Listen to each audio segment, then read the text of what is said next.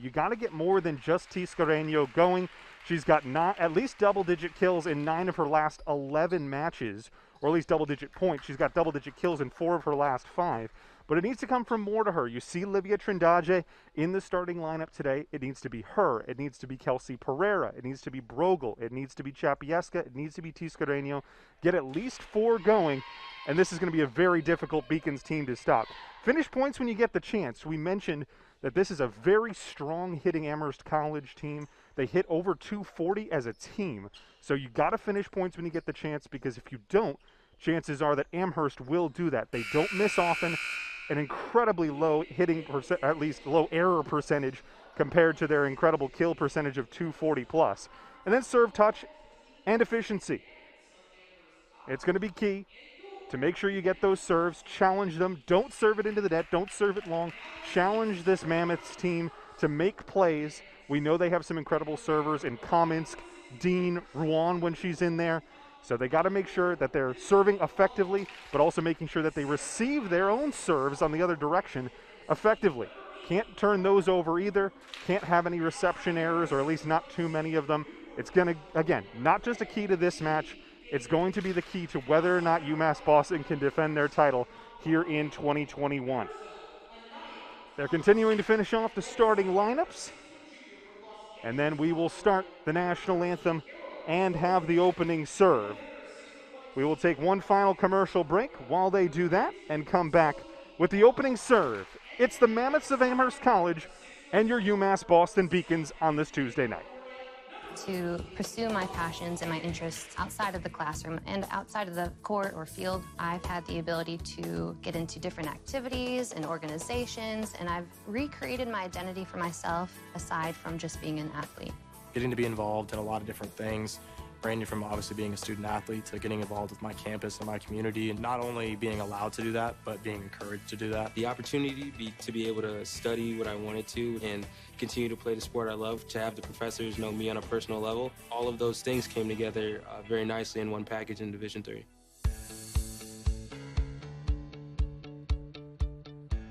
Being a part of the different activities and organizations that I've been a part of, I'm actually able to see myself where I'm like, hey, I actually can make a change. I'm one person that can make a difference. It really helps you develop thinking from other people's perspectives and looking at problems from outside the box. Division III has helped me to develop teamwork skills, critical thinking skills, time management skills. I've definitely learned how to really be myself. I found out, yes, I am actually a good leader, and yes, I can actually put myself forward because I am good enough. I can do it.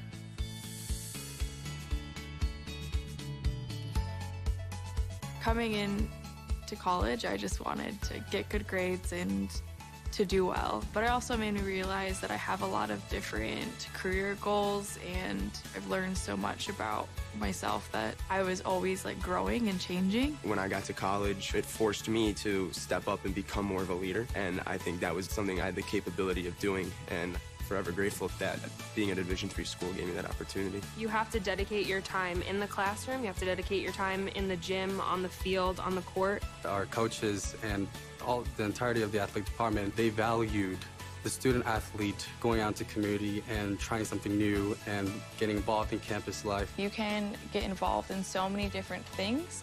So the possibilities are truly limitless for what you can do with your college experience. You can kind of make it your own in the Division III setting. So I would encourage people who want to have flexibility to pursue different interests and passions to go D3.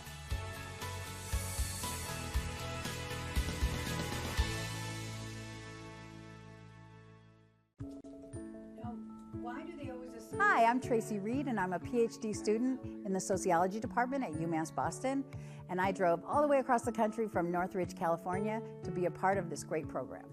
I chose this program because of the department's commitment to advancing theory and driving the discipline forward, while also transcending theory and using our knowledge and research skills to address complex social issues as they play out in the real world. For me, doing research on immigration, on college-aged immigrant youth, this was the perfect setting. I played a role as a study coordinator, so there I helped develop the IRB materials. I also helped with the National anthem is in the books. Teams are taking the court. It's time for the final non-conference match in 2021. It was such a long time just to get to this season, and here we are 22 matches later, getting ready for the final non-conference match. One more to come against Castleton. That'll be a big one. UMass Boston takes care of business there. They have an excellent chance. It is currently an absolute jumble. This is the best part of the season for me as a broadcaster because we get to have fun with conference seeding. And this is a fun conference for sure in the LEC. Plymouth State's wrapped up the 1 seed. They did that a long time ago. They're an undefeated 8-0 in conference, 22-1 overall. And then after that, you have 5 teams all at 4-3. So it is going to be a huge battle for these final couple of spots, and somebody is going to have to end up in that 6th spot. At that point after that, Southern Maine, Rhode Island College, and Castleton would miss out. But it's a battle between WestCon, EastCon, Keene State, UMass Dartmouth, and this UMass Boston Beacon team for all of the 2 through 6 spots, all chasing the Panthers of Plymouth State that are not going to get caught. So a huge match, the final one of the season against Castleton. Everything will ride on that one. So this is a huge opportunity not to build in the conference, but most importantly, build some rhythm and roll into that Castleton game this coming weekend with some momentum. Opening serve, delivered cross court, and finished in system nicely by the Mammoths out of Amherst, Massachusetts. They play in the NESCAC, the New England Small Colleges Athletic Conference. Serve brought across by Caroline Tilton into the tape. Saved by the libero. Brought cross court. Nice dig on that back line by Chapieska, but it's hit wide. And 2 quick points to start things off for Amherst. They currently sit in a tie for 5th in the NESCAC. It's a jumble there too, but there's not a runaway leader. Bowdoin is at 7-1. Behind them by just a half a game, Wesleyan out of Middletown, Connecticut. And then 2 more teams at 6-2, just 1 game back.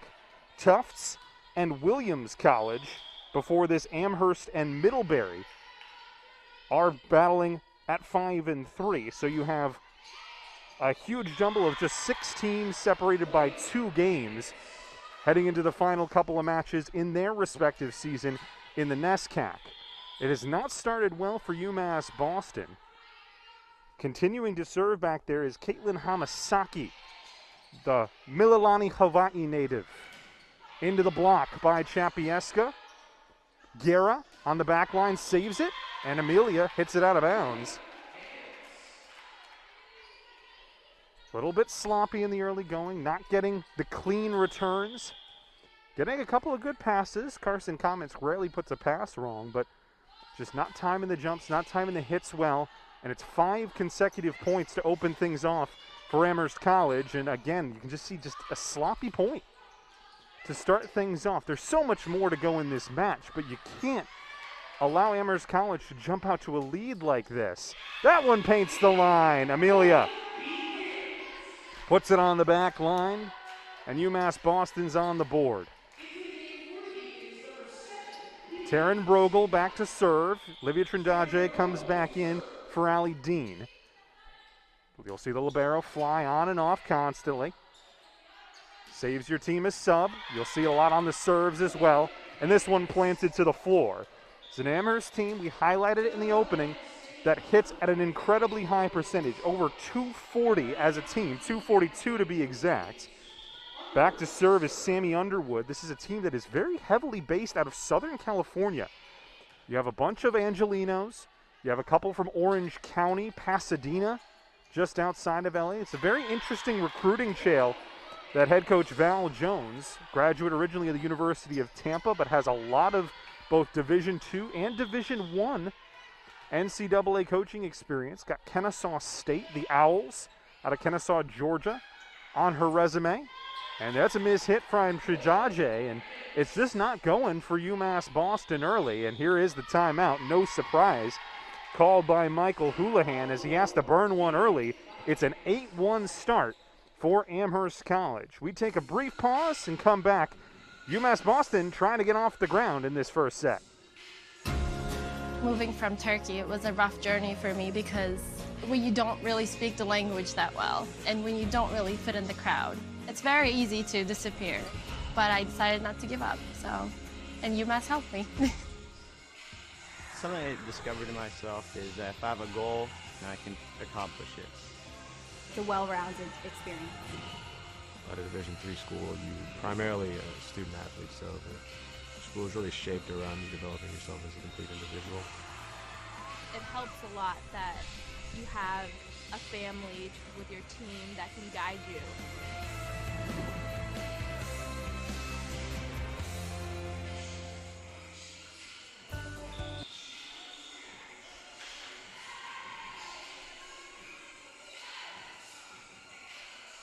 And we're back out.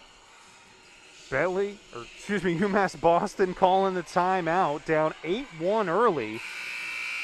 Amherst College, as advertised, being very clinical with how they finish these points, and UMass Boston has not. Serve brought down the line by Sammy Underwood.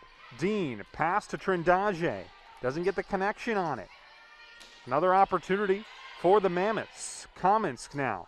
Passes to Trindaje again, and that one's a nice little cut shot. Down the line, keeps it in the front line, and does a nice job. Lydia Trindaje out of São Luís Maranhão, Brazil. She's essentially taken the role of Kelsey Pereira over the last 2-3 weeks. Pereira was starting and playing a lot of minutes, or playing a lot of points. But Trindaje has kind of supplanted her in the rotation as it stands right now. And that's a nice finish from her. But it's another nice finish as well from the outside. A combination of Sophie Lonsbach and Jamie Daly. Lonsbach has one of the most fascinating statistics I've ever seen. She's hitting .466 this season. I've been calling collegiate volleyball now for 7 years, and I've never seen a hitting percentage at this stage in the season by a player who plays consistently of .466. She gets a shot, she will never miss it. Almost never. She has over 100 kills and less than 20 errors. Absolutely incredible how she's been able to hit the ball this season for the Mammoths, and she's not even their number one option. It's 11-2. Back to serve is Lizzie Papalia out of Louisville, Kentucky. Carson Kamensk wipes up the floor. Maybe this just gives UMass Boston an opportunity to just reset for a minute. They have been blindsided in the early going by the Mammoths.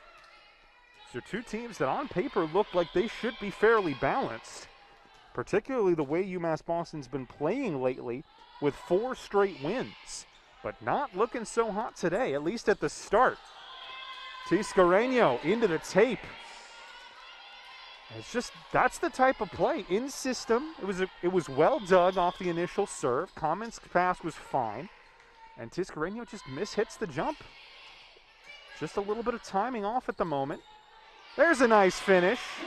It's Marcel who finishes that one through traffic off of the touch of a Mammoth player. Alyssa Juan comes in to do her usual serving duties. She and Tony Guerra, the relative serving specialists, you'd call them potentially, for Coach Houlihan. She can also play the libero position. Started the season as the main libero. And then Allie Dean has taken that position over, the Portland, Oregon native. 13-3 now.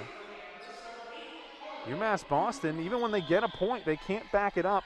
At this point, you're just trying to get on a little run here, make it interesting. Brought across by Carly Cooper. Trindaje into the block and down. So Livia Trindaje has a couple of kills early, gets a high five from Coach Houlihan. And the sub coming in, Taryn Brogel back into the match. Allie Dean goes back to serve. So you have essentially both defensive specialists in at once in Dean and Rowan, but nothing's going to happen there as it's a nice little cut shot over the net, right onto the line that separates the front and the back lines. And it's another point for the Mammoths. Jamie Daly 6'1" out of Newport Beach. Was about to serve, but Coach Houlihan needs to take the second timeout in this first set. It remains a 10-point deficit. UMass Boston trailing 14-4 early.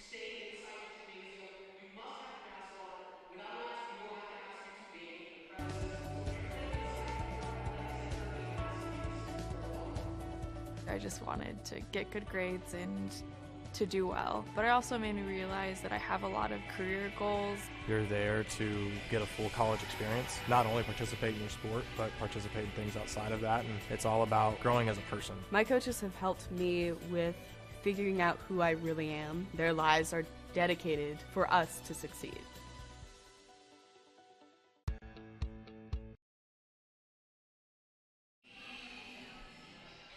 You see the huddle there. Coach Mike Houlihan just trying to get some energy into his team, throw some strategy. I'm sure there's some strategy on that board, but for the most part, I assume that the majority of this conversation is wake up. It is a Tuesday night. It's an ugly day outside, but you're the home team. You didn't have to drive all the way from Amherst today. Go out there, perform, because this is not the way you can start on Saturday against Castleton. I know that Castleton is the bottom team in the conference. They're 0-7, 5-16. Doesn't matter. You cannot come out like this on Saturday, or you run the risk of a very, very disappointing match where you really do control your destiny as much as you can going into the final day, and you get the opponent that you want. But you gotta perform. And we talked about taking the points where you could get them. That was the key to the match. They have not done so in the first set. Luckily, it's 3 out of 5. So even if this one is out of reach at this point, put together a couple of points and maybe see if you can bring something into the second set. Garrity couldn't finish that one, but Dean, a nice dig. Tiscareño cross court. Nice dig on the far side. Well done by Cooper. And this one goes out of bounds, and we'll see if the Beacons could just put together 2, 3, 4 points here. Tony Guerra's a good candidate to put together some good, strong serving. We know that she has the ace in her back pocket. On the season, 40 service aces for Tony, so good player to have in that position right now in this first set. Dean can't handle. It's a nice kill by Anaya Thomas, the true freshman out of Montgomery, Alabama. Another player hitting at a decent clip.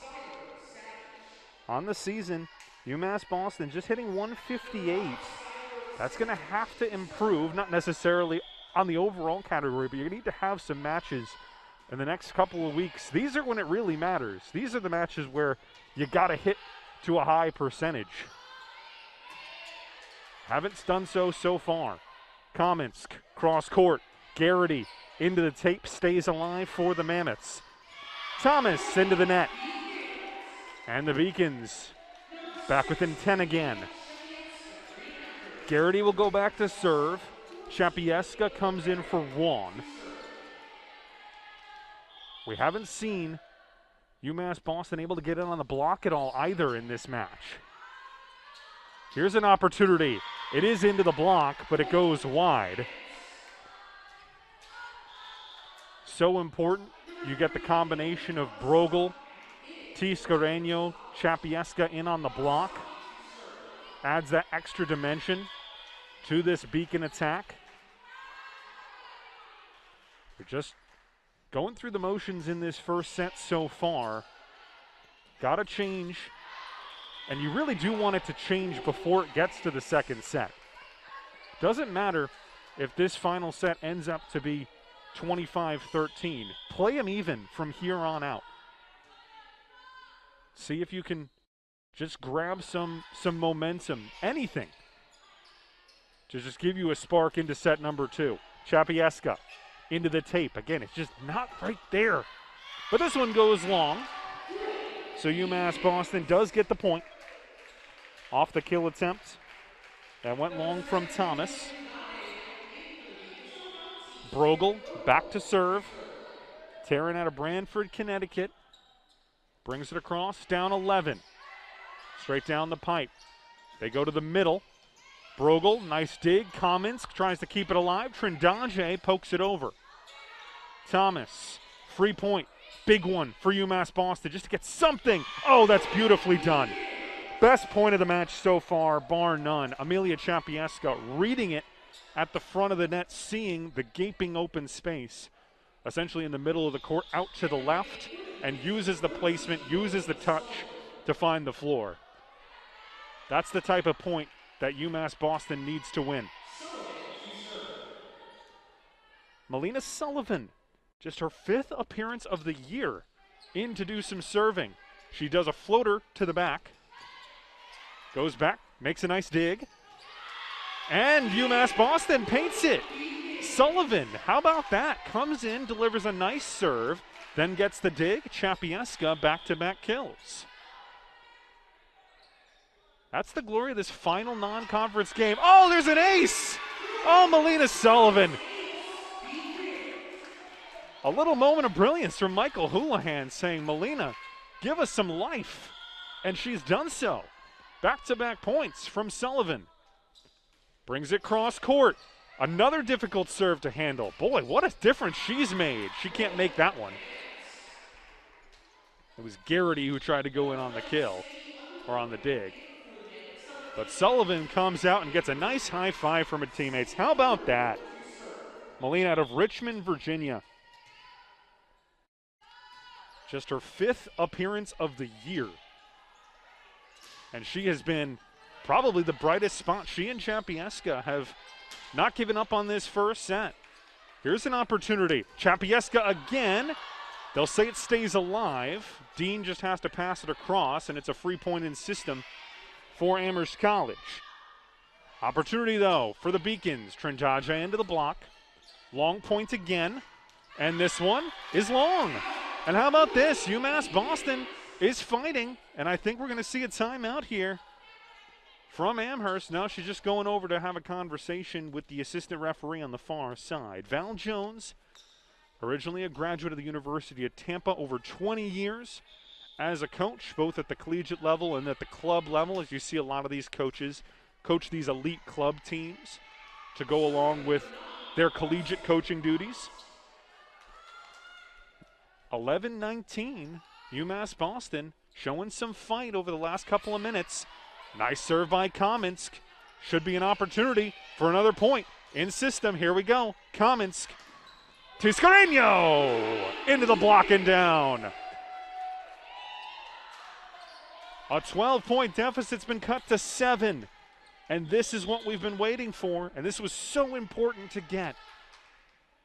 This first set still might go the way of the Mammoths, but for the first time you feel, yeah, this could be a very even match at the end of it all. Nice touch over the top. Well done. Sophie Lonsbach mentioned she's hitting over 400, so when she's the one that they pass to, it's almost a guaranteed point as it stands throughout the year. Few things are a guarantee in this crazy sport, but Lonsbach is about as much as one as you can get. Hitting over 400. 200's incredible. 300's almost unheard of, and I've never seen 400 before at this stage in the year. Another point for UMass Boston, continuing the fight. Whatever Coach Houlihan said in the last timeout, it's responded to these players. Alyssa Rouen. Another nice serve. The serving has come alive since Melina Sullivan went into the match. Jamie Daly puts an end to that point, however. Nice job finding that backcourt. 21-13 in favor of the Mammoths. You're watching the Little East Conference Digital Network on this Tuesday night from Boston. And an ace serve. Rouen couldn't handle it. And just 3 points away from set number 1 for Amherst. Back serving, Carly Cooper out of Asheville. Low over the net, Rouen gets to her knees to finish the dig. Opportunity, though, for the Mammoths to finish off this point, and they do. Outside by Caroline Tilton. Highlighted her in the opening. Haven't talked about her too much in this first set. Haven't had to. Hitting 263 on the year and gets her team to within 2. Another low serve. Dean, that's a nice dig, and that's beautiful. That is perfect in-system volleyball. We haven't seen enough of it in this first set, but excellently dug on that back line by Dean. Perfect pass from Commons and Marcel Tiscareño. When she's in system, there may be no one better in the conference. Allie Dean back to serve at 14-23. Brings it cross court. And it's an ace serve. There was a long wait to see if that was in or not, but perfectly in between the sideline and end line. In the L, gets the point. Beacons up to 15, back-to-back aces from Dean. And this is going to be the key to the rest of this match. The serving, since Melina Sullivan came off the bench for just her 5th appearance of the season. She's cited some life. We haven't seen her since, but the serving has been exponentially better for UMass Boston over the last 15 or so points. The set at this point is still going to go to Amherst. But the rest of this match looks a little bit more up in the air now. The Beacons showing a lot more life, a lot more fight, and we'll see what they can do in the second set. Would not surprise me at all if things completely flipped on their head the way the Beacons have played over the last few minutes. But Amherst College does finish it off. Goes to the back line and falls to the floor. Tough dig initially, and the Mammoths did miss the second opportunity. It's 25-16 in favor of the Mammoths after one set. UMass Boston will regroup, try and put up a much bigger fight in this second set and even things at a set apiece. We'll be right back from the Clark Athletics Gymnasium. The 5-campus UMass system is the university that educates the workforce of Massachusetts. We recognize that we are truly here for a reason, and that recognition inspires us and drives us every single day.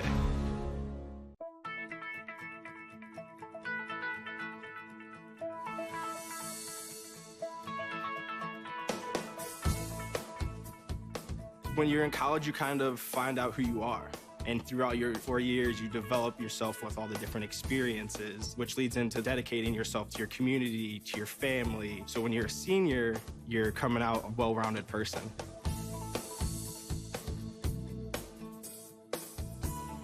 College has given me the...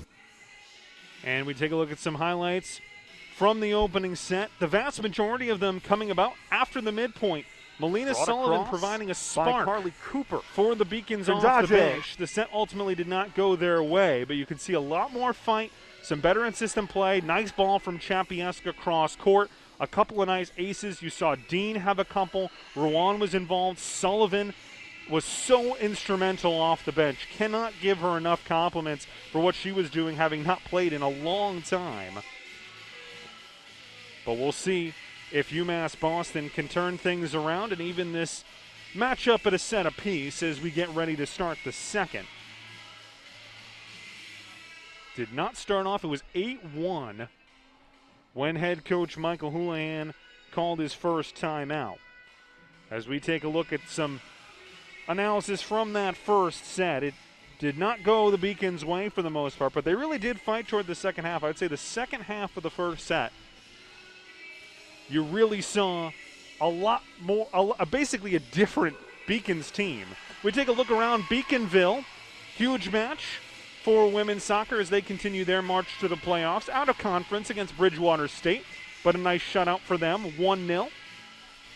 Men's soccer having a late matchup against WPI at 8:15 over at the joint hosted field between BC High and your Beacons. So that one will be kicking off in about 45 minutes. Cross country competing in their tournament as well, and a host of other Beacon athletics programs taking place today, tomorrow, as we continue through the week and get to the end of the fall season. And we will launch right into winter as well. We'll have hockey next week, basketball just around the corner. So just when the fall sports get to their conclusion and their excellent conference tournaments, the winter season starts up, and you got lots more Beacon athletics to watch with the men's and women's basketball teams both looking strong. The ice hockey team looking strong as well, both on the men's and women's side. Great to have basketball and ice hockey back in Beaconville as well. Second set underway. You're watching the Little East Conference Digital Network, and the Beacons on the board first. Marcela Tiscareño celebrating a block. We highlighted it in the open. She is the key on that front line. She and Taryn Brogel, when they're in there together, Chapieska as well. But the blocking needs to come around in this match, and that's a great start with Tiscareño. Looked like she might have had the solo block there, had some help, but she might have gotten the lone touch on it to direct it to the floor. Amherst College answers. Mason Stelf with you on this Tuesday night. It is an ugly night outside. I think all the incredibly beautiful weather that we saw over the last 3 weeks or so has turned into what could be just an ugly week overall. Thursday looks okay, but yesterday, today, tomorrow, Friday, all look like they might not be the nicest of weather days, which is why we're nice and warm inside the Clark Athletic Center gymnasium tonight. But the soccer game out at 8:15 in the cold and the wind and the rain, well, be sure to tune into that one. It's going to be a lot of fun against WPI. Maybe not for the players, but certainly for the fans sitting at home watching on their computers. This one goes long, and the Beacons are out to the 3-1 start in this second set. Strong start was so important. They didn't get it in the first. They're getting it in the second. Now just got to keep your foot on the gas. Carson Kamensk back to serve. Goes the float serve short, diving from the back line to make the play. But that one's going to be into the net. It's going to be a Beacon point. Amaya Thomas couldn't get it over. It was a nice play initially. Excellent dig from Sierra Cox, number 7, on that back line. Cox on the season, 51 digs. Give her a nice one there. But it's 4-1 Beacons as Kamensk directs that one wide. Service error for Carson. But she has the green light to go for an ace whenever she wants, so the service errors are going to come along with those ace attempts. And again, the Beacons serving has been exponentially better since the midpoint in the first set. If you're just tuning in, Melina Sullivan, of all players, coming in just her 5th appearance of the season, came in when Coach Houlihan needed an answer, and Sullivan gave him 3 incredibly strong points. Had an ace, had a great dig as well, getting in on the play, and giving the Beacons some life. They ultimately did drop the first set 25-16, but they have looked so much better over the last now 3/4 of a set, going back midway through the first. Doug on the back line, reverse pass to the outside right hitter. Couldn't be finished by Lonsbach. Nearly finished by the Beacons. Free point though, potentially. Kiosa digs it from the back. Chapieska down the line. And that's all triggered by Alex Kiosa. The 3 keys to any volleyball point: dig, pass, kill. And the dig from Kiosa coming up from the back, going to the floor, but getting enough air on it to give Carson Kamensk a nice easy pass that Chapieska finishes down the line. This one paints the line as well, going over on 2. Nice little nifty play from Carly Cooper. Cooper on the season, that's her 25th kill. Hitting 161, the setter from Nashville, Tennessee. Libero back in the match to deliver the serve cross court. Kiosa's there. Kamensk behind her head, and Trinjaje couldn't time the jump and directs this one wide on the cross court kill attempt. 5-all, second set. Amherst College took the first, 25-16, after they jumped out to an 8-1 lead and led by double digits for much of that set. UMass Boston cut it to as little as 7, but couldn't get any closer than that. Tiscareño, Kiosa, and whistle sounds, and there's going to be a violation. Double hit called against the Mammoths. This is the final non-conference match of the season for both teams. Amherst College has 2 more games in the NESCAC coming up this weekend at home. They'll face off against Hamilton and against Williams College.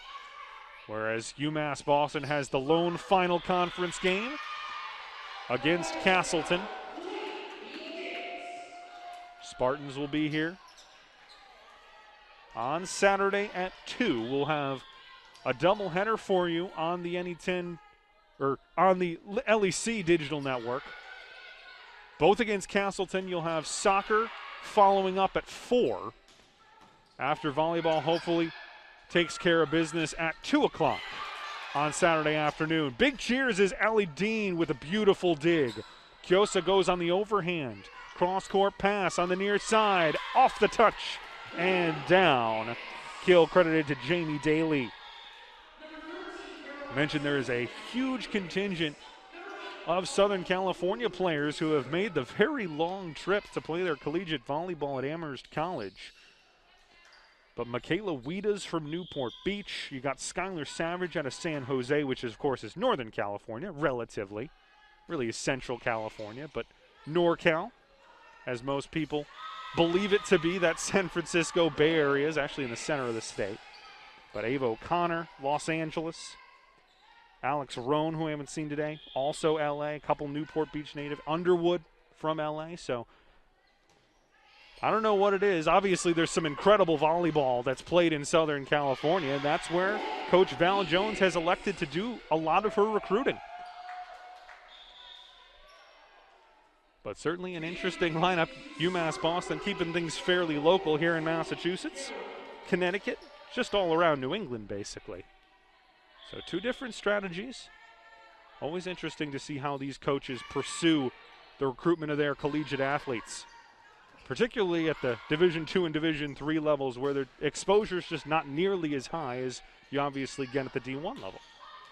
This one on the back line, another nice kill for the Mammoths. Caroline Tilton gets another. Teams are trading points as we approach the midpoint of the second set. 8-all. Jamie Daly back to serve. Beacons, position 3 on the left. Now they move across. Guerra on the dig. Kamensk. Brogel. Little bit short on the jump, so she could just hit it into the tape, but she'll have a second opportunity, and she doesn't miss it. Taryn Brogel.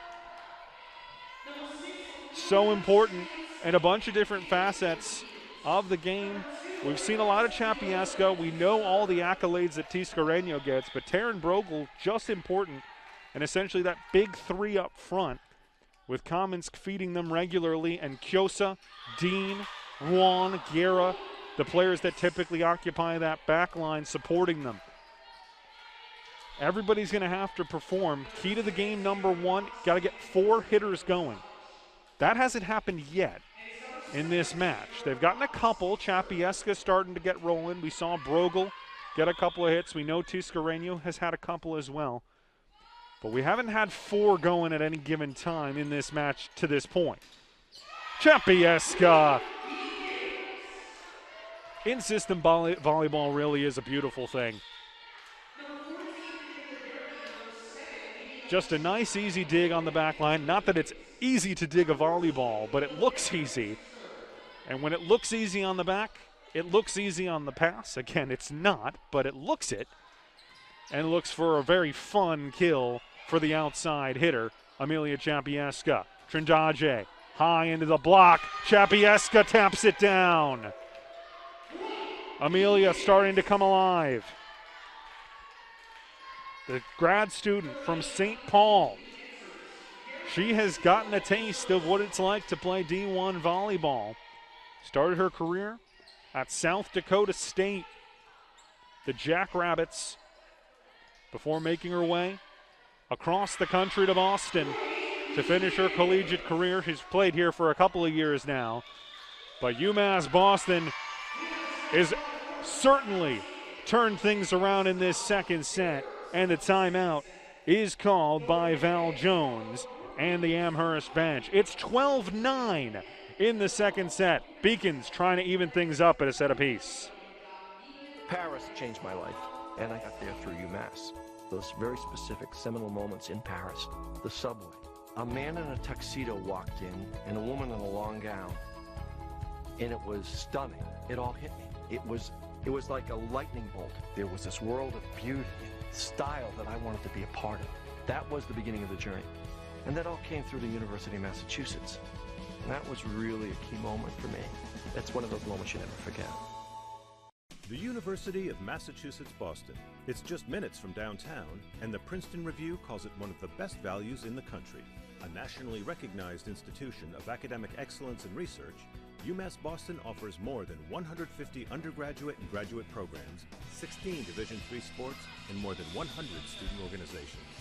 To learn more about the opportunities waiting for you at UMass Boston, visit in person or online. UMass Boston, a research university with a teaching soul. Don't want to really bring up a lot of things about the first set, but it will be interesting when we get the second half, or second set statistics compared to the first. Beacons only hit 0.62 in the first set. They're probably going to triple that at minimum here in the second if they continue the way they're playing, whereas Amherst hit 393, and that's probably going to be halved in this second set. That'll improve the Mammoth statistics, though. Nice backline kill from Daly. But it has been a tale of two sets.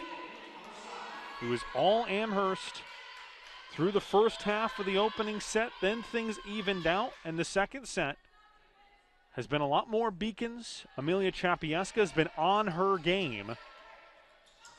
Kamensk a little close to that, tried to go over on two. It was blocked. Trindaje into the net. Still there, though. Popped over the top. Kamensk, Dean, Trindaje again. Down the line, nice dig along the back by Hamasaki. And the Mammoths finish it. One of those points. Key to the game number 2. Finish the points when you get the opportunity. 2, 3 looks at that one. Go Wasking for the Beacons, and eventually the Mammoths are able to finish things off to cut the lead to 12-11. Another one just through the block slows it down enough to give the Mammoths a chance to get back in the point. Kamensk, though. Chapieska. Dig by Papalia, the libero, and another kill. Combination of Cooper and Tilton there to finish it off. We're even at 12. Both of these last 2 points really could have gone the Beacons' way, and they didn't. Hamasaki, short cross court. Garrity's there to dig it. Chapieska blocked down. Still there, though, for UMass Boston. Trindaje gets her third kill. Likes that cross-court ball, and that time had enough time. Timed the jump well and got enough on it to direct it into the far corner, cross-court. Kamensk. UMass Boston's led the entire set, but the Mammoths keeping it close. Carson to the middle. Dug by the libero Papalia. Other libero, Dean digs it this time. Chapieska. Oh, they initially looked like they were going to call it in. And then a quick hesitation, and then the flag goes up out of bounds. It did look like it was about a half ball out from up here at our vantage point. But Chapieska, the way she's been hitting it in the second set, was surprised when that one didn't paint the line. Amelia gets the dig. Carson passes back to Amelia. And this one is blocked back and in. The Mammoths haven't had to do a ton of blocking today. The block has not been the centerpiece of either matchup so far. And timeout called by Coach Houlihan as he's seen the lead reverse and now has his team down 14-13. We take another quick break, come back with the remainder of set number 2. Something I discovered in myself is that if I have a goal, I can accomplish it. It's a well-rounded experience. At a Division III school, you primarily a student athlete, so the school is really shaped around you developing yourself as a complete individual. It helps a lot that you have a family with your team that can guide you.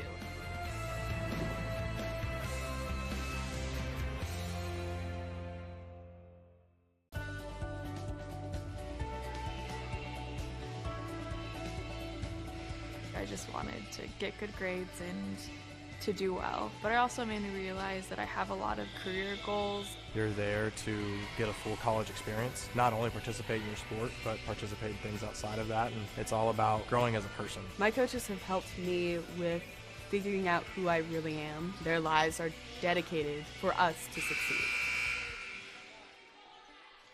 14-13 Mammoths. Second set action from UMass Boston on this Tuesday night. Non-conference matchup, the last non-conference match for both these two squads. Trindaje into the net. Oh, and it finds its way to the floor. That's the type of bounce that you need to get. And Trindaje has been very strong over the last couple of points, getting a couple of kills. We're even at 14. Alyssa Ron back to serve. That's a tough one to handle. Might have even been tougher if it didn't touch the top of the tape. Garrity, Kyosa. And it brings her into the post on the left side of that net.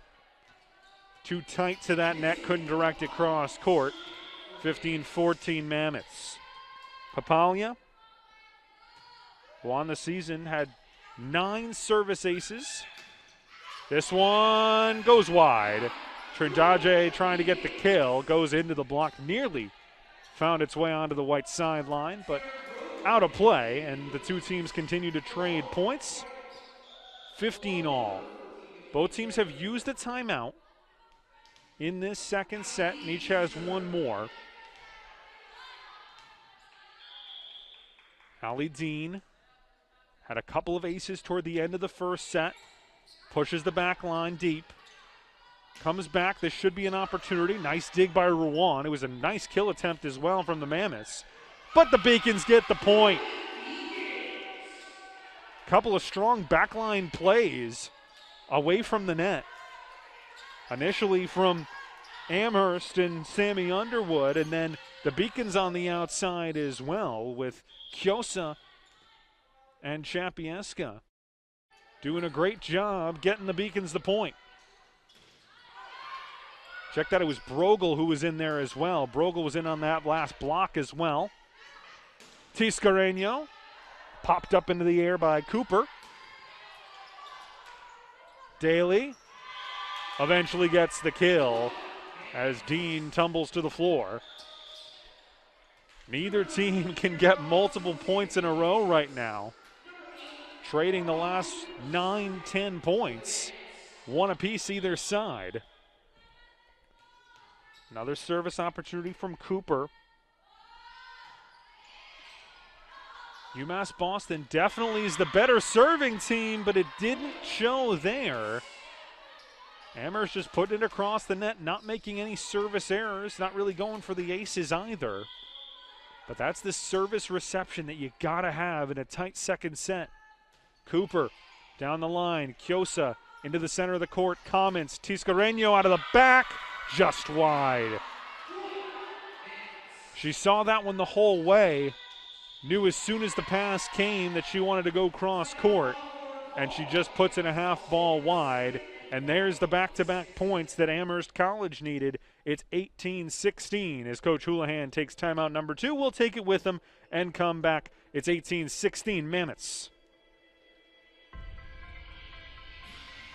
I'm a Division III student athlete, and I know how powerful words can be. The term gay doesn't mean stupid, lame, or less than. So I pledge to speak up if I hear the term gay used in a derogatory way or any other homophobic terms. If you can play in Division III. I'm a Division III student athlete, and my teammates unconditionally accepted me as part of their family. So now I pledge to do the same for others. If you can play in Division III.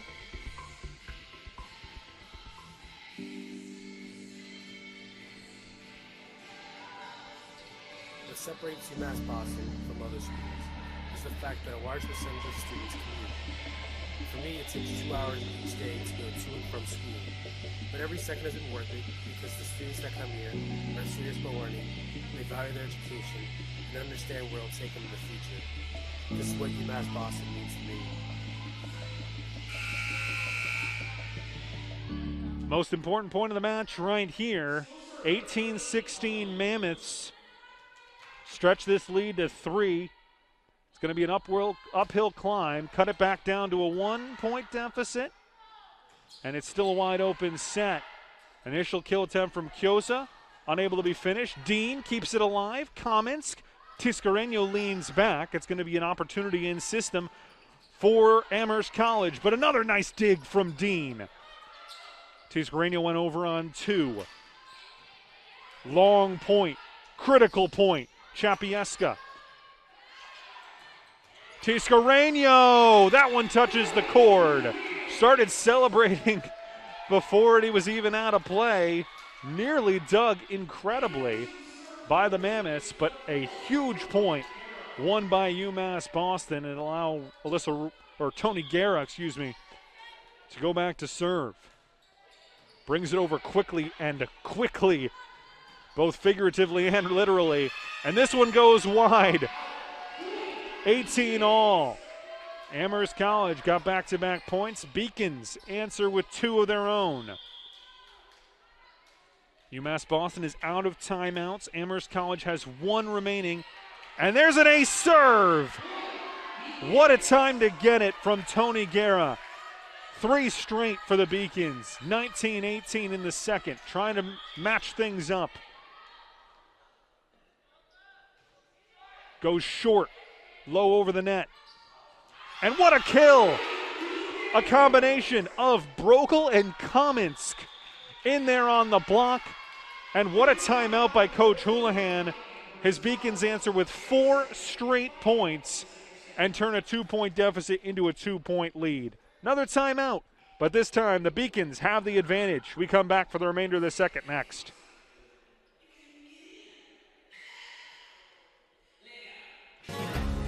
The 5-campus UMass system is the university that educates the workforce of Massachusetts. We recognize that we are truly here for a reason. And that recognition inspires us and drives us every single day.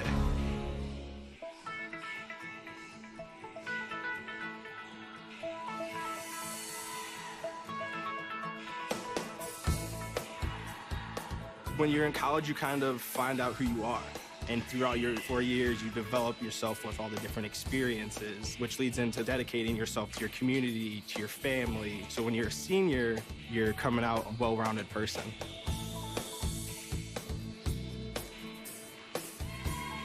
College has given me the flexibility to pursue my passions and my interests outside of the classroom and outside of the court or field. I've had the ability to get into different activities and organizations. Beacons were down 16-18. They have rattled off 4 straight to take a 20-18 lead. Trying to match things up at 1 set apiece.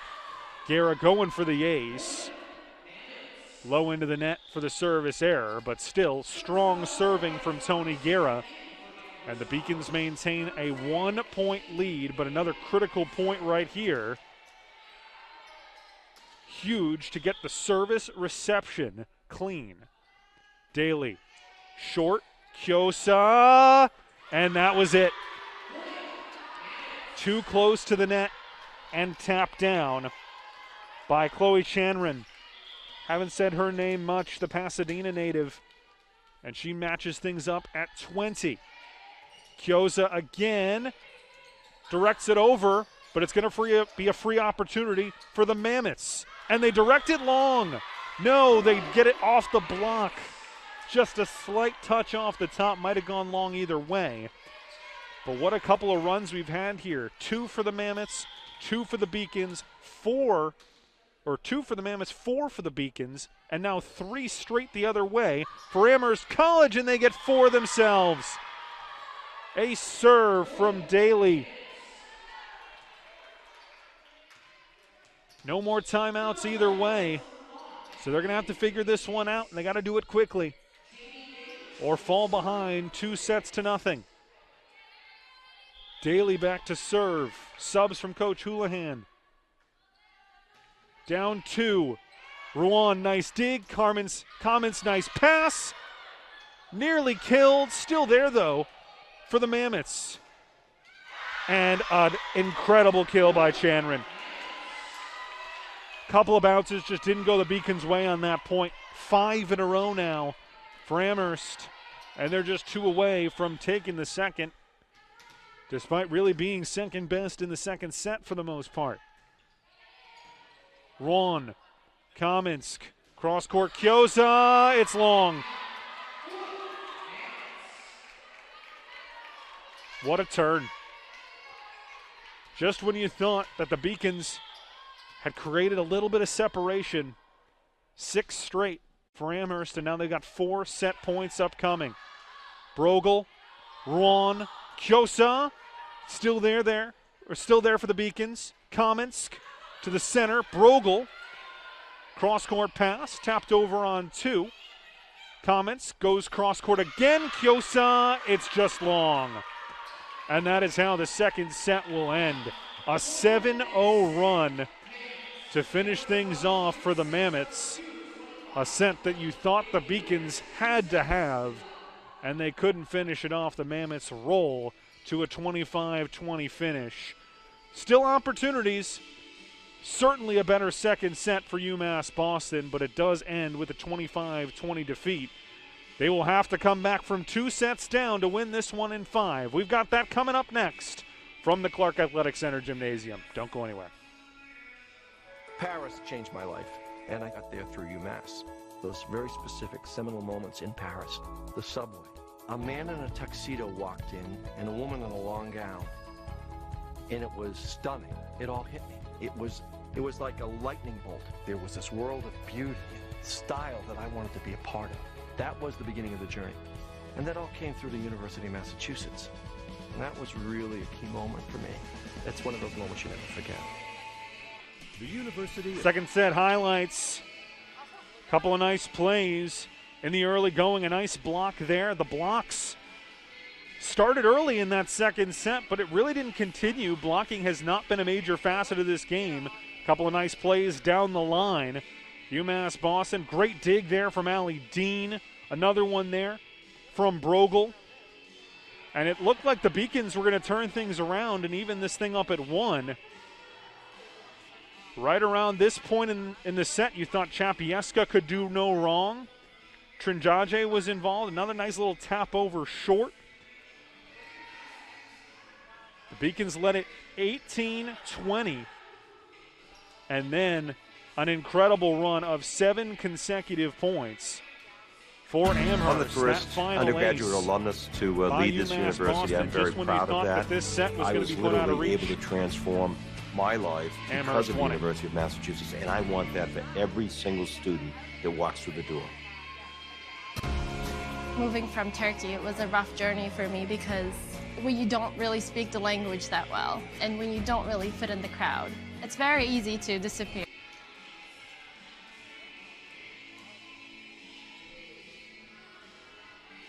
And we welcome you back. We take a look around the Little East Conference. A couple of matches ongoing. Lots of non-conference. Eastern Connecticut rolling over New England College, 3-0 in a sweep. Rivier taking on the Owls of Keene State. They're in the third set there. Rivier with a 12-8 lead in that third set. And Rhode Island College taking on Framingham State, 19-9. Rhode Island College with the lead in set number 2. We are about ready to go in set number 3. Amherst taking the first, 25-16. The second in really a heartbreaking fashion. 7 straight points to finish it off to win it 25-20 after UMass Boston had the 2018 lead. So it is a long mountain to climb, but they've done it before. They are coming off of a 5-set victory. So who's to say they can't do it again? Had the 5-setter against Regis before a crucial Little East Conference victory, 3-1 over WestCon their last time out. That one's down the line, killed nicely by Amherst College and Caroline Tilton. This third set, the start, I would say the first 10 points are absolutely critical. UMass Boston's got to win the first 10 points. You're down but not out. But you don't want to find yourself down 7-3, 8-2, 6-4 through the first 10 points in this third set. You won't if you hit like that. Amelia Chapieska was incredibly strong throughout the second half of set number 1 and the first half of set number 2. Then she was a little bit more quiet. Taryn Brogel was in there toward the end of the second set. But Amelia gets back in there and gets right back to work with another kill. Short serve by Geardy. Over the top by Thomas. Opportunity for Kyosa. It hasn't been her hitting day.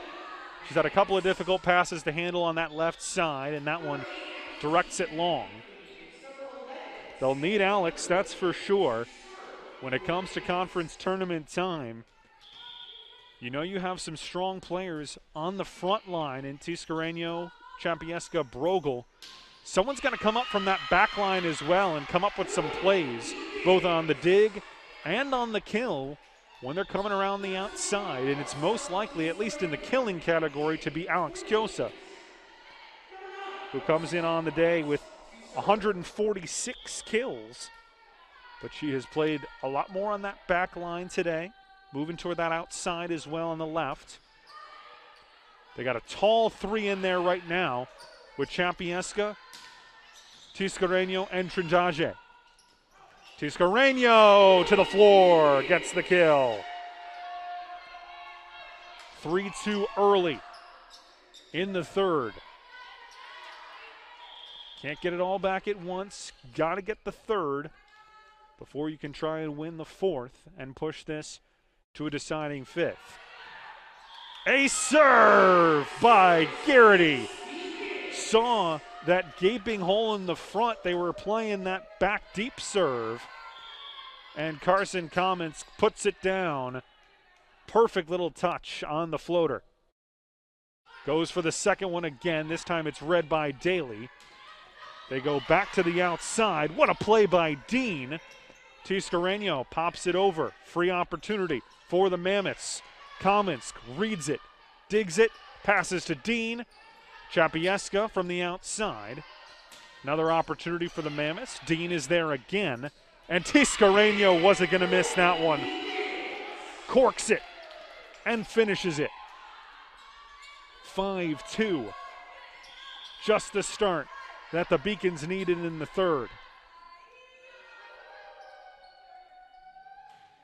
Kaminsk to the back line, well outside the paint.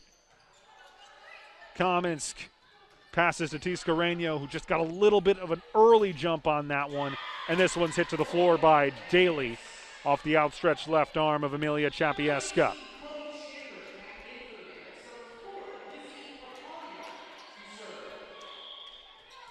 Lizzie Papalia out of Louisville. Brings it cross court, knuckle serve. Champieska handles it well. Tiscareño to the floor. Much better on the service receptions in this third set for UMass Boston in the early going. And that's really just been the difference. When UMass Boston has received the serves, they've had pretty much no difficulty getting it to the right players in the right spots. But it's not a coincidence that if you don't receive the serve strongly, you're going to lose more points than you win. Service error that time by Ron. 4 serving 6, but the first 10 points do go away to the Beacons. Now you take the second 10 points and work up from there. Kyosa, Kaminsk, Tiscareño, double dig there by 2 players along the back line. Daly pops it over. Trindaje, another double dig. What a play by the Mammoths, but that one can't be hit. Would have been 4. And a nice play by Livia Trindaje, who's come up with some big kills in this match. She's been playing a lot more lately, and you can see why. Coach Houlihan rewarding her for her dedication, both in game action, but certainly in practice as well. She's come in and done some good things. Takes a quick breather. That one goes off Ron. And down for the point for the Mammoths.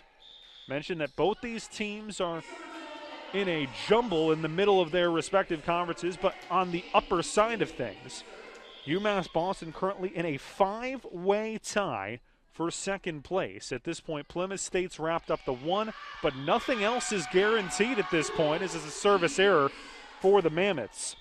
Western Connecticut, Eastern Connecticut, Kane State, UMass Dartmouth, and UMass Boston, all 4-3 in conference, heading into the final conference matches of the season this coming weekend. So get your pencils out, get some calculators ready, and get ready for some madness. That's the best day of the year, honestly, for a broadcaster, is the final day of the season when you've got all the different permutations, wins, losses. Sometimes you get into sports like soccer, you get, what if there's a tie on the last day of the season? It could come down to some goal differential, win percentage, all the fun tiebreakers. Not often you go into the last day with 5 teams tied at second in the conference. All those teams should make their way into the conference tournament where the top 6 will play. But who will get that second bye? Point Beacons up 9-6 now. Meanwhile, on the other side for Amherst College, they've got 2 more games in the NESCAC against Hamilton and Williams back home in Amherst. About an hour and 15, hour and 20 west of here. Certainly not in this weather necessarily, but normally. Dean can't handle it. On a fire kill on the outside from Carolyn Tilton. It'll be 7 serving 9. Amherst College currently in a tie for 5th in the conference with Middlebury. But they have their top 6 separated by just 2 games between Bowdoin, who currently sits at 7-1, and Amherst and Middlebury at 5-3, with Wesleyan, Tufts, and Williams College sandwiched in the middle. That one goes off the scoreboard, and Karem's back, so it'll be a Beacons point. 10 serving 7. Taryn Brogel back to serve. Trindaje back in for Dean. Brogel into the net. Came into this one with 31 service aces, did Taryn Brogel, but just as many service errors. Adds another to the latter category. 10-8, Beacons lead. Sammy Underwood to the back. Kyosa, nice dig. Trindaje mistimes the jump, says that one's on me. His Kamensk pass was fine. Carson Kamensk, second all-time at UMass Boston in assists. Only one other player has ever hit 2,000. She will not be number 1. In fact, she won't even be halfway to number 1, as that one finished by Champieska out left. But Carson Kamensk with 2,055 kills is just halfway to Cassie Hanneman's 4,152 career assists. She got spreading at the start of the 2010s. In order to catch that record, you basically have to play all 4 years, every match, and average over 8 assists per set. 25 assists per 3-set match over the course of a career to get anywhere near 4,100 career assists. Talk about the records that may never be broken. Hanneman's record is unbelievable. To be second all-time at your school and be halfway to first. 11-all. Champieska, miscommunication, Kyosa and Dean. Watch that one fall between them. And Amherst College, after falling behind early, they've put together another little mini run and take a 12-11 lead, basically at the exact midpoint of set number 3. We take another timeout. 12-11, Mammoths. Something I discovered in myself is that if I have a goal, I can accomplish it. It's a well-rounded experience. At a Division III school, you primarily a student athlete, so the school is really shaped around you developing yourself as a complete individual. It helps a lot that you have a family with your team that can guide you.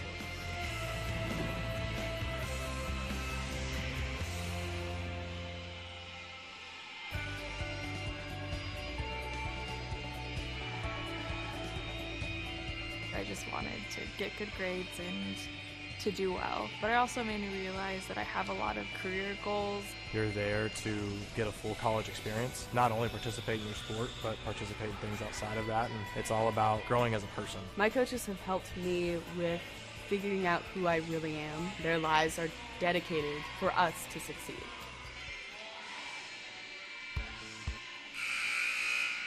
We talked about it at the start of the match. Take the points where you can get them. Finish off the points. Both these teams have the same amount of kills in this match, 31, but the difference has been the errors.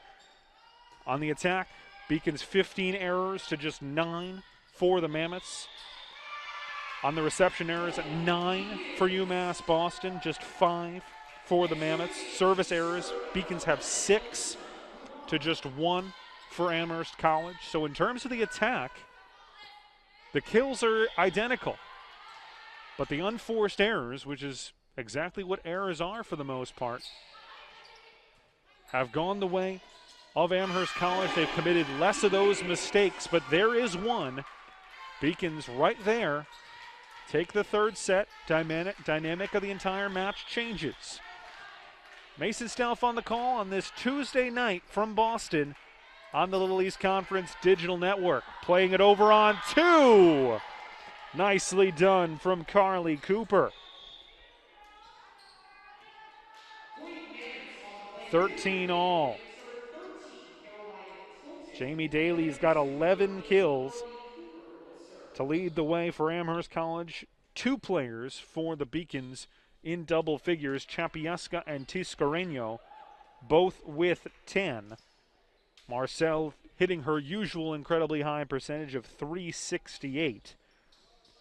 But you have 3 players for Amherst hitting over 400 in this match. Carly Cooper, who doesn't have a ton of attacking opportunities, but as the setter, still being clinical when she decides to go over. She's got the ball in her hands now, back on the end line to serve.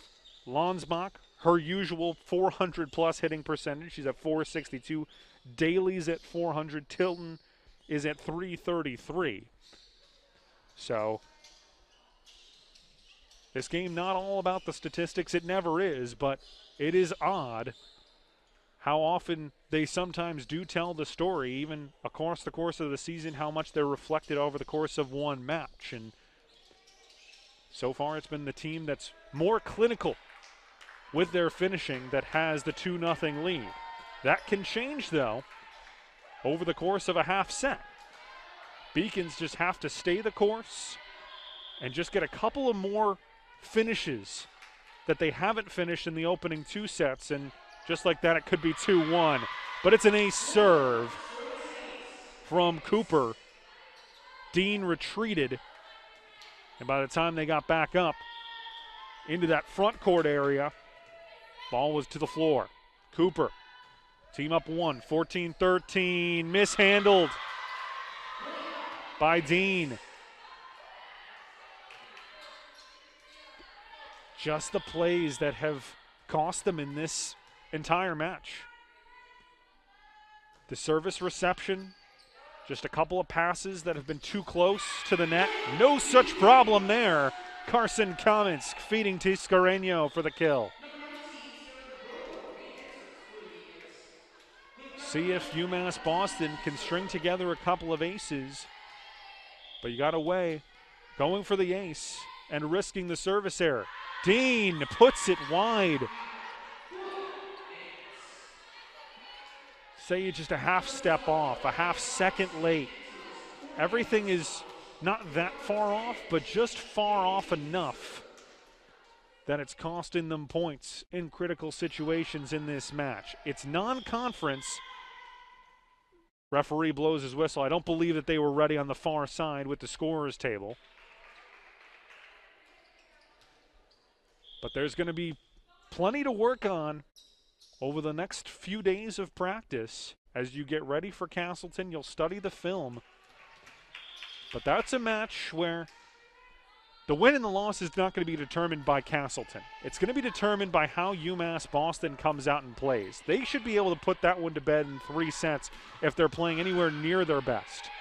And they're going to need to be, not just for that match, but if they want to defend their title, they're going to have to be clicking on all cylinders. There's not a big margin for error, certainly not in this conference.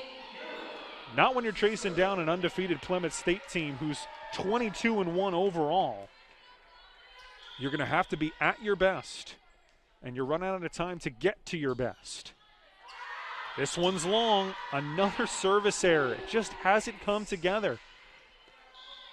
The facets of the game just a little off. The blocking hasn't quite been there.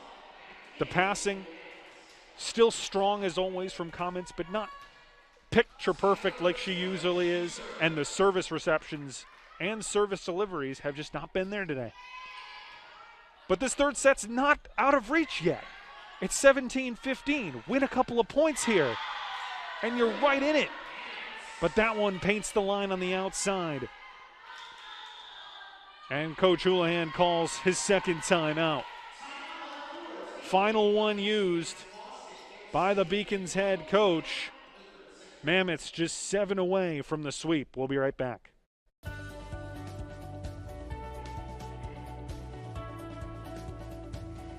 I just wanted to get good grades and to do well. But it also made me realize that I have a lot of career goals. You're there to get a full college experience, not only participate in your sport, but participate in things outside of that, and it's all about growing as a person. My coaches have helped me with figuring out who I really am. Their lives are dedicated for us to succeed.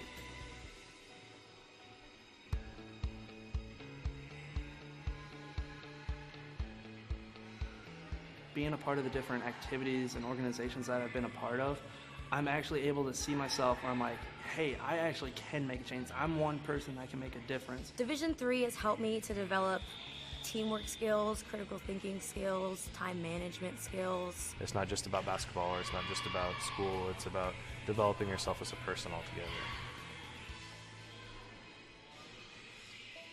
Beacons came into this one winners of 4 in a row against the Crusaders of UMass, or the Corsairs of UMass Dartmouth, the Owls of Keene State, Regis out of conference, the Pride, and then Western Connecticut on the road 3-1.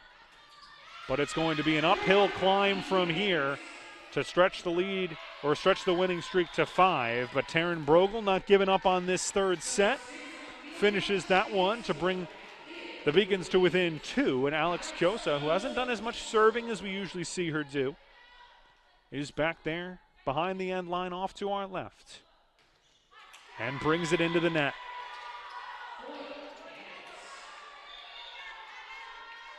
Not easy to serve a volleyball, but these players certainly have not served to their standards today. I'd say better to happen today than on Saturday, that's for sure, but this is not the match that they wanted to play. And that one is tapped wide. Chapieska and Brogel there again. But a half ball wide. It's fortunately something we've said too much today. Back line, Dean, 20-16. Chapieska still there for the Mammoths. Cross-court pass. Thomas, it's blocked. But it's blocked out of bounds.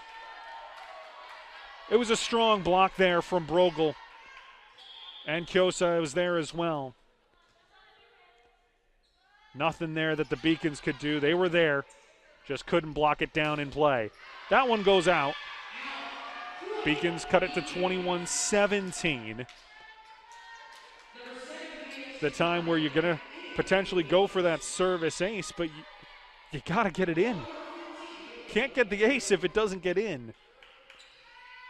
Michaela Garrity replaces Brogel to go back to serve. Crucial serve here from Garrity. It's in, and it's an ace. Perfect. Absolutely perfect from Michaela. Huge point for the Beacons. They're just 3 points out. Opportunity for Michaela. Again, puts it in play. And it's going to be an opportunity. The Beacons are going to have a free look at it. Garrity, Kamensk, nice dig. Oh, it's a beautiful kill from Chapieska. How about the play from Garrity? Great serve, but how about the perfect dig to Kamensk? So big from Michaela. You got a spark from Sullivan in the first set. Garrity providing the same in the third. 21-19. It's right there. Oh, unlucky. Just somehow, it wasn't dug cleanly, but it was almost dug poorly enough that it just trickled over the net and the Beacons couldn't field it. 22 serving 19. Underwood. Back to serve from the center of the court. Directs it towards Guerra, ace serve. Couldn't read the knuckle. Just 2 points away now. The Mammoths from a 3-set sweep out of conference on the road. Guerra pops it high in the air. Kamensk. Beacons fighting for it. They'll have a second look at it. Kamensk. Return to sender. Amelia Chapieska. Had the first one dug, not the second. And Carson Kamensk knows she's got to go on a run right here. 3 points behind, but just 2 points away from losing this match. No one you'd rather have back there than your leader, Carson Kamensk. Brings it cross court. Handle in the back by Uyeno. Into the block and down. And Tiscareño spikes it away in frustration. She and Chapieska were there. And it just goes through the hands. 4 match points on the serve of Lizzie Papaglia. Don't forget, after this, men's soccer just kicking off against WPI. It was an 8:15 kickoff, so late kickoff tonight. So be sure to tune into that one after this one comes to a conclusion. Beacons staying alive, but might not be for much longer. It's poked down by Lonsbach. Make that Chanrin, and that'll do it. 25-16, 25-20, 25-20, the final. We'll take a brief pause, have a quick conversation with Coach Houlihan, who I'm sure will want to go talk to his team, then wrap things up with some final stats and analysis. But that is the final score. It's 3-0. Don't go anywhere, and we'll be right back.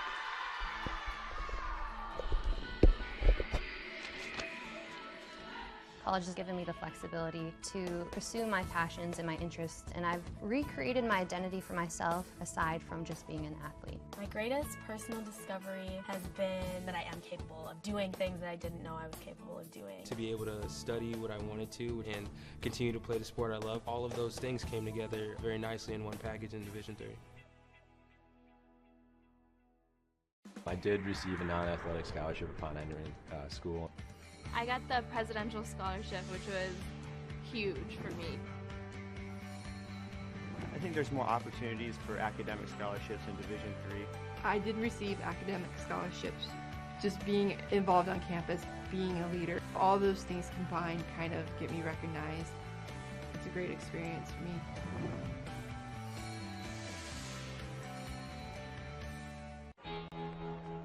Cheer for the stumbles. The he shoulda had that's. And the tears that linger. For in those moments, greatness lies. There, you will find the provoked. Back inside Clark Athletic Center Gymnasium, joined by head coach Mike Houlihan. Coach, final non-conference match of the season. Didn't necessarily go the way your team wanted. It felt like you were in that match the entire time. It just didn't bounce your way. What was your take on that match? Yeah, that's a tough team. I mean, they're a really good team that plays in a really good conference all the time, and they have some matches all the time that are just at that kind of level. And for us, we just didn't have the ability to close today. We gave up some big key points, missed serves, opportunities, things like that. But I saw a lot of great things. I mean, our defense was terrific today. I think Allie played really, really well. If we can get all these pieces to kind of play together at the same time, I think we'd be fine. Well, you got a couple of days to prepare for Castleton this weekend. You know how much is at stake in this match, not just for you, but for everybody else in this conference. It's so tight, 2 through 6. What do you have to do differently against Castleton and going into the tournament that'll help you put you guys over the top? I mean, we're just going to get back to practice. I think that's really what it's about. It's really about us. It doesn't affect anybody other than us right now, and we just got to kind of take care of it ourselves, and we're going to start that in practice. Appreciate it, Coach. Have a good talk with your team. Have a great night. We'll be right back with some stats and analysis. It's a 3-0 loss for the Beacons on this Tuesday night, all leading up to Castleton on Saturday in the regular season finale. Don't go anywhere.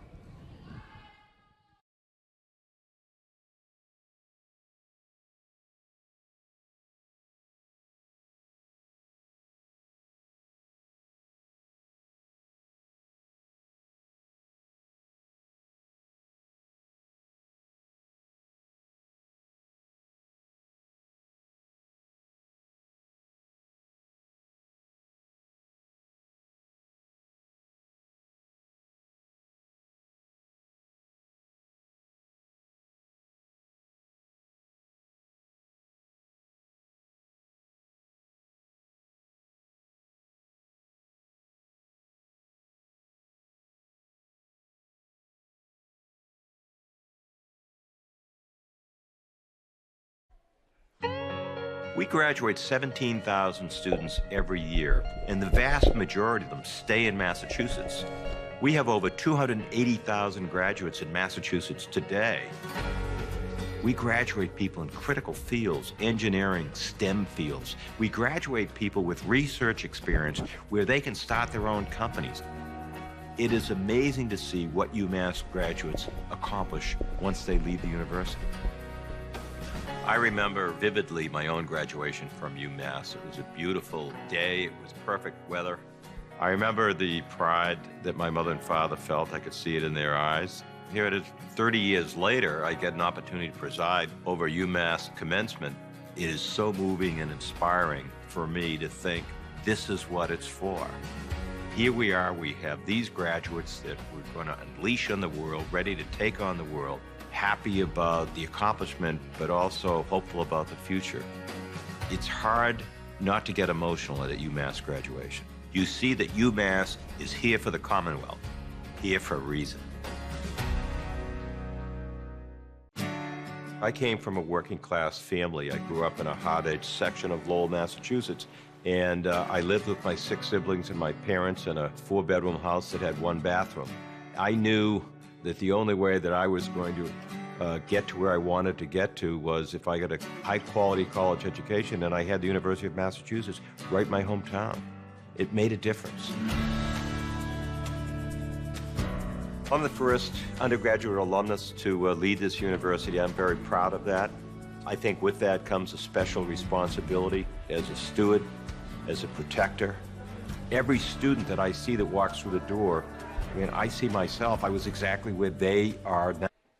We take a look at some final stats from this one. Amherst winning in a sweep 3-0. You can see from those stats, at least the first one, this was an even match for the most part. UMass Boston was there, and you heard Coach Houlihan talk about it, that they were not that far away. They just couldn't finish things off, and that was a key to the match. You got to finish it when you got it. They couldn't take advantage of too many opportunities.